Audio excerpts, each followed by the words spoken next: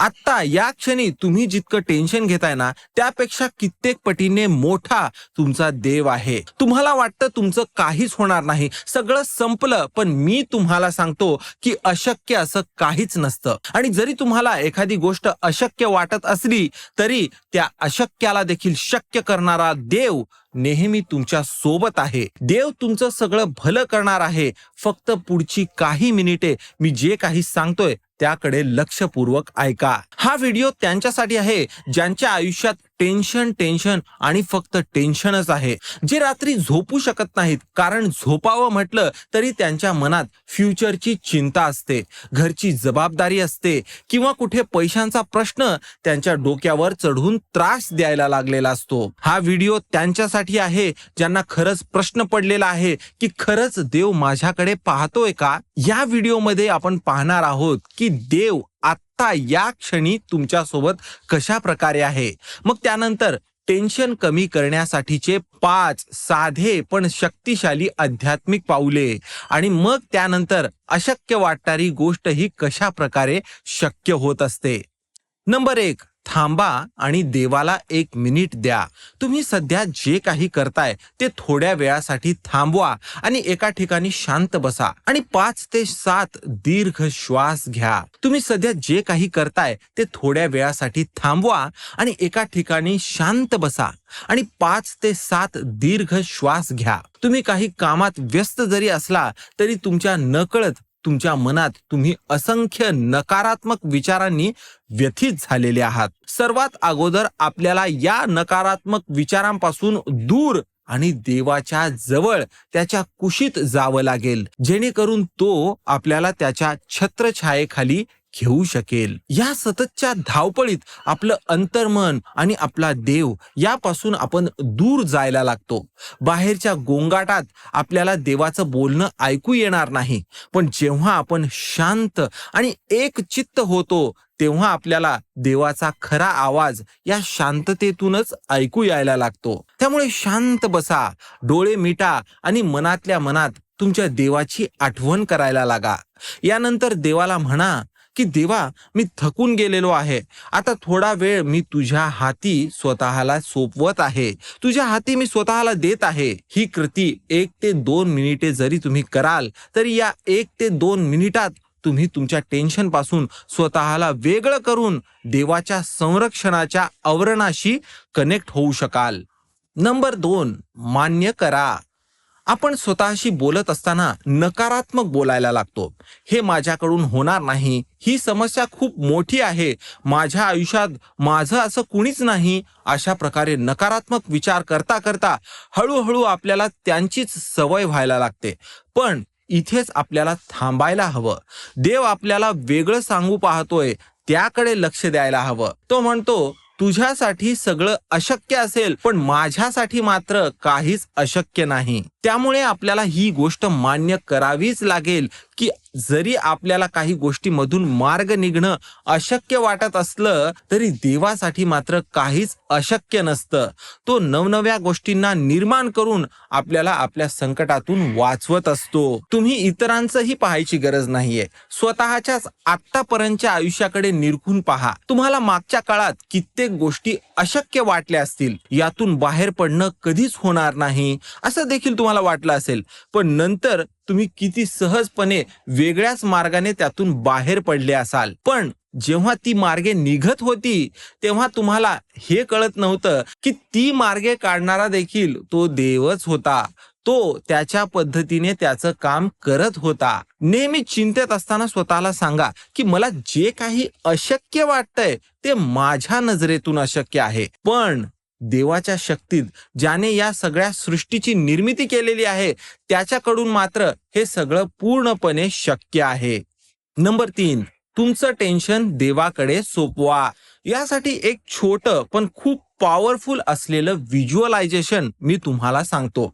सर्वात आधी एका शांत ठिकाणी बसा, मग तुमचे डोळे बंद करा, मग तुमचं सगळं टेन्शन आठवा. यात तुमच्या पैशांची चिंता असो, नात्यांचा ताण असो, आरोग्याची चिंता किंवा फ्युचरचं कसं होईल, तुमचे जे काही विचार असतील त्यांना एकत्र करा. हे सगळं एका काळ्या गोळ्याच्या स्वरूपात येत आहे असं इमॅजिन करायला लागा. एका काळ्या गोळ्याचं साक्षात रूप या विचारांना द्या. यानंतर तुमच्या मनात अशी कल्पना करायला लागा की हळूहळू तुम्ही हा काळा गोळा देवाच्या चरणाशी, देवाच्या पायाशी नेऊन ठेवताय. एकदा हा गोळा तुम्ही तुमच्या देवाच्या पायाशी ठेवलात की मनात म्हणा, देवा, जे काही माझ्या कंट्रोलमध्ये आहे ते सगळं मी केलंय, पण काही गोष्टी माझ्याने शक्य नाहीत. त्या गोष्टींना मी तुझ्या पायाशी सोपवतोय. माझ्या कंट्रोलमध्ये आहे त्या गोष्टी करण्याची मला ताकद दे, आणि जे माझ्याने अशक्य आहे ते मात्र तू कर. आता हा सराव केल्याने तुम्हाला सर्वात आधी मनातून हलकं वाटायला लागतं. तुमच्या मनात असा मेसेज जायला लागतो की मी एकटा नाहीये. हे माझं ओझं मी एकटाच नाही, तर मी आणि माझा देव, आम्ही दोघे मिळून ते उचलतोय. नंबर 4, देव पाहतोय याची 3 चिन्हे. तुम्ही कितीही काळजीत असाल तरी देव तुमच्या सोबत आहे यावर विश्वास ठेवा.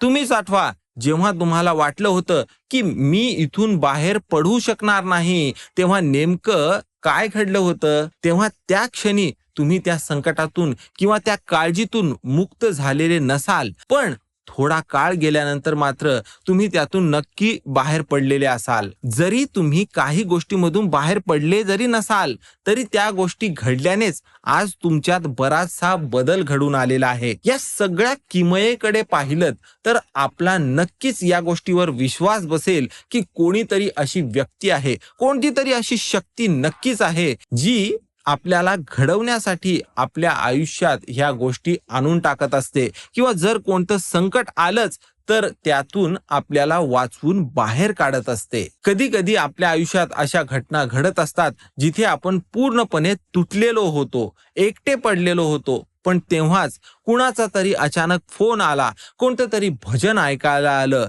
किंवा एखादा श्लोक आठवला, कोणती तरी प्रेरणा देणारी रील म्हणा, किंवा तुमच्या नेमक्या प्रॉब्लेम्सची उत्तरे देणारा एखादा व्हिडिओ तुमच्या समोर येतो. या सगळ्या गोष्टीतून थेट तुमच्याशी संपर्क साधून ती शक्ती तुमच्या प्रश्नांची उत्तरे देत असते. आणि हाच त्या देवाचा मी तुझ्या सोबत आहे असा संकेत असतो. एवढं सगळं होऊनही, एवढ्या संकटात असूनही तुम्ही अजून प्रयत्न करताय, हे देखील देवाच्या तुमच्या आयुष्यात असण्याचाच एक संकेत आहे. जर देव तुम्हाला सोडून गेला असता तर तुमच्यात अजूनही ही ताकद शिल्लक राहिली नसती. त्यामुळे देव नेहमी तुम्हाला पाहतोय आणि तुमच्या सोबतच आहे यावर विश्वास ठेवा.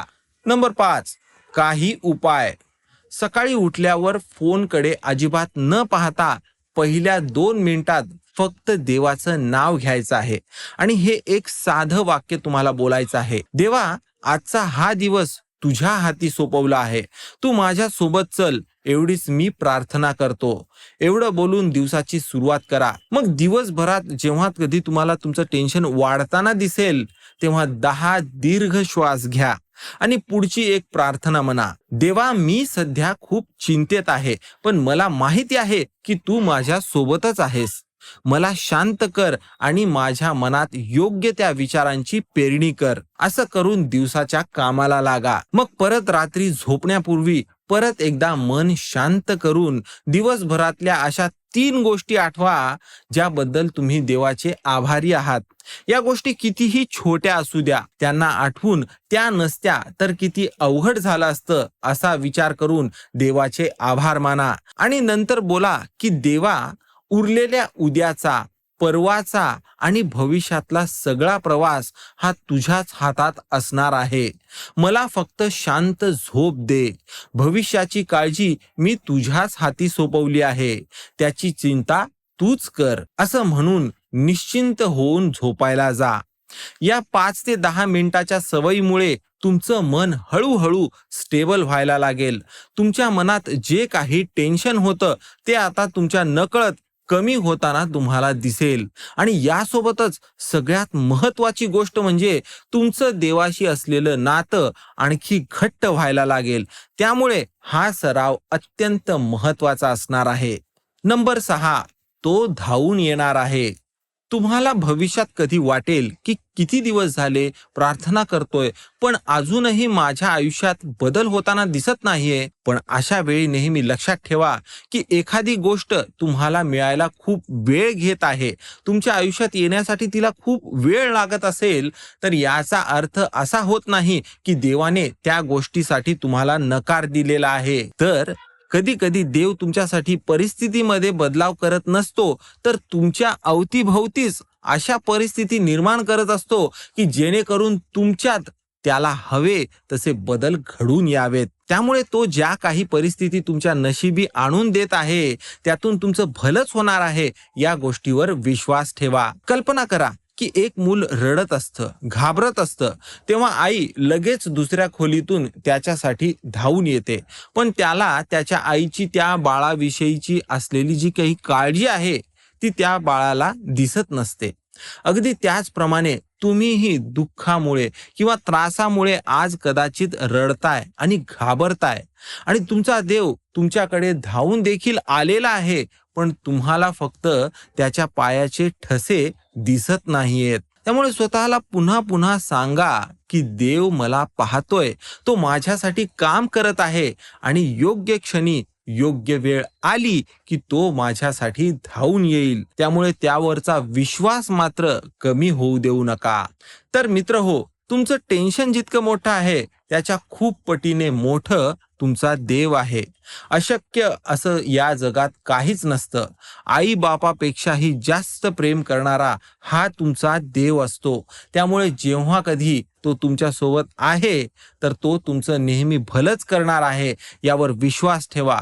तुमचा ज्या देवावर विश्वास आहे त्याचे आभार मानण्यासाठी त्याचं नाव कमेंटमध्ये नक्की सांगा. धन्यवाद मित्र हो.